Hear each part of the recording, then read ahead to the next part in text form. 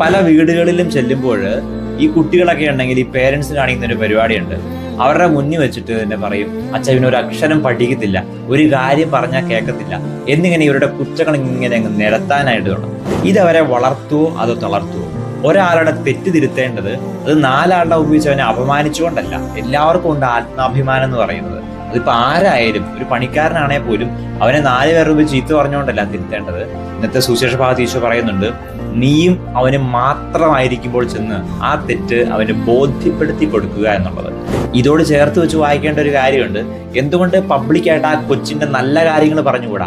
പബ്ലിക്കായിട്ട് ഒരു വ്യക്തിനെ പ്രോത്സാഹിപ്പിച്ചുകൂടാ? പലപ്പോഴും മറ്റുള്ളവരുടെ നന്മകൾ അവർ മരിച്ചു കഴിഞ്ഞിട്ടൊക്കെ ആയിരിക്കും മരിച്ചു കഴിയുമ്പോൾ അവരെ പറ്റി ഇങ്ങനെ വാഴ്ത്തിപ്പാടുകയാണ്.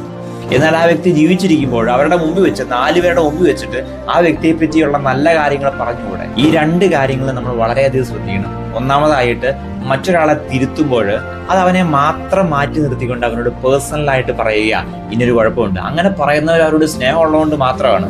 അതുകൊണ്ട് മറ്റുള്ളവരുടെ മുമ്പ് വെച്ച് അവമാനിക്കാതിരിക്കുക. രണ്ടാമതായിട്ട്, മറ്റൊരാളുടെ നന്മകൾ അത് രഹസ്യമായിട്ടല്ല പറയേണ്ടത്, അത് പരസ്യമായിട്ട് തന്നെ പറയുക. അതുകൊണ്ട് കുറവുകളെ മാത്രം കണ്ടുപിടിച്ച് പരാതികൾ പറയാതെ നന്മയെ കണ്ടെത്തി അവരെ പ്രോത്സാഹിപ്പിക്കാനായിട്ട് നമുക്ക് പരിശ്രമിച്ചുകൂടെ? തെറ്റുകൾ തിരുത്തപ്പെടണം, പക്ഷെ ഇത് മറ്റൊരാളുടെ ആത്മാഭിമാനത്തെ ചോദ്യം ചെയ്തുകൊണ്ടാകരുത്, അതിന് കളങ്കം വരുത്തിക്കൊണ്ടാകരുത്.